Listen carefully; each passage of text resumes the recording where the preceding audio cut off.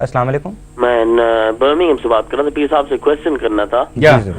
Question یہ تھا کہ آج کل ایک کانسیپٹ ہے کہ کہتے ہیں کہ سید اور نان سید کا نکاح نہیں ہو سکتا. آپ اس پہ روشنی ڈالیں.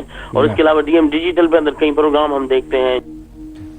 بڑا یہ آپ نے اہم سوال کیا ہے. اصل میں بات یہ ہے جی کہ میرا اسی موضوع پر بڑا اختلاف بھی چلتا رہا 20-25 سال سے، بلکہ اب بھی چل رہا ہے.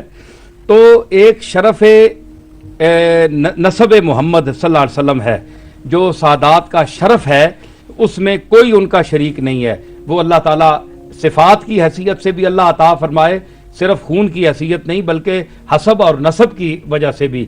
حسب تو خون، نسب تو خون ہوا، حسب صفات ہیں. اللہ صفات بھی دے اور نسبت بھی دے خون کی. تو وہ جو ہے وہ ٹھیک ہے، اس میں ان کا کوئی شریک نہیں ہے، کیونکہ رسول اللہ صلی اللہ علیہ وسلم کا خاندان ہے، آپ کی صاحبزادی کا خاندان ہے. لیکن قرآن مجید میں جو محرم جو حرام رشتے ہیں ان کی تفصیل موجود ہے. قرآن و سنت میں ایسا کوئی واضح حکم نہیں ہے کہ جس میں سیدہ کا نکاح غیر سید کے ساتھ ممنوع ہو، ناجائز ہو، حرام ہو، جبکہ سیدہ خود چاہتی ہو کہ میرا فلاں شخص سے نکاح ہو جائے، اور وہ اگر خود راضی ہے، اس کے اولیاء بھی راضی ہیں، اور اگر اولیاء نہیں بھی راضی اور خود وہ راضی ہے تو وہ حرہ مکلفہ جو ہے وہ اپنے نکاح کا خود حق رکھتی ہے، وہ کر سکتی ہے. شرعن یہ کوئی ممنوع نہیں ہے. لیکن بہتر ہے سادات کے لیے کہ وہ اپنے خاندانوں میں ہی رشتہ کریں، اور بہتر ہے کہ اپنے خاندان سے باہر نہ کریں. اور اگر کوئی مجبوری ہے تو اس کے لیے جو لوگ کہتے ہیں کہ یہ شرعن رشتہ حرام ہے، ناجائز ہے، یہ سب فراڈ ہے. شریعت میں بھی جانتا ہوں، اور میں ایک سید گھرانے کا فرد ہوں، لیکن میں نسب سے اوپر شریعت کو سمجھتا ہوں. نسب نیچے ہے، قرآن اور سنت کا مقام اوپر ہے. ہم سب برابر ہیں، مسلمان بھائی ہیں، اور اگر کوئی شخص اپنے طور سے کرنا چاہتا ہے تو وہ کر سکتا ہے.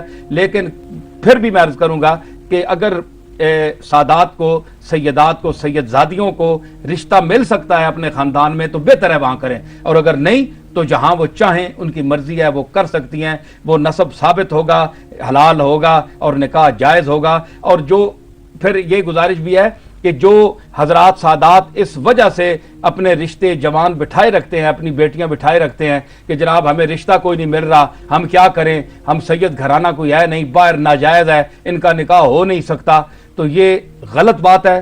شریعت میں نکاح جائز ہے، نکاح ہو سکتا ہے. ہاں یہ غلط فہمی کہ حضرت پیر میر علی شاہ صاحب رحمۃ اللہ علیہ کا نام لیا جائے کہ انہوں نے اس نکاح کو حرام لکھا ہے، کوئی حرام نہیں لکھا. میں نے اس پر پوری کتاب لکھی ہے، نام و نسب میں میری کتاب کا نام ہے، اس میں پوری بحث کی ہے. اور میں نے اس موضوع پر علماء سے کہا ہے کہ جس شخص کو اس میں شک ہے وہ مجھ سے گفتگو بھی کر سکتا ہے، میں حاضر ہوں.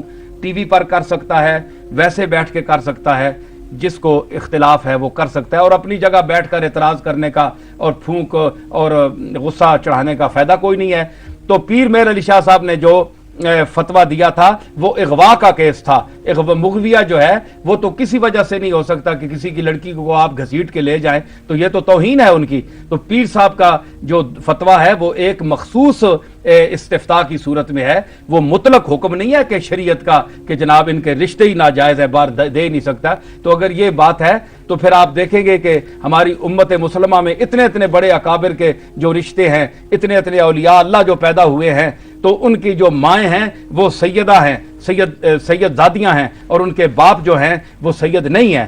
تو ان کی ایک طویل فہرست ہے. اگر جو ان کو حرام کہتے ہیں پھر ان کے نزدیک وہ لوگ کدھر جائیں گے، ان کا نسب کیا ہوگا؟ جب نکاح ہی نہیں ہوا تو پھر وہ ان کی حیثیت کیا متعین ہوگی، وہ کیا ہوں گے، آپ ان کو کیا کہیں گے؟ تو اتنا ظلم نہ کریں، نسب کے گھمنڈ میں آپ شریعت کو نہ ٹھکرائیں. میں اس پر ایک شعر عرض کیا تھا کہ ٹکر نہ لے نبی کی شریعت سے ہوش کر، دوزخ میں جھونکتی ہے یہ ٹھوکر لگی ہوئی.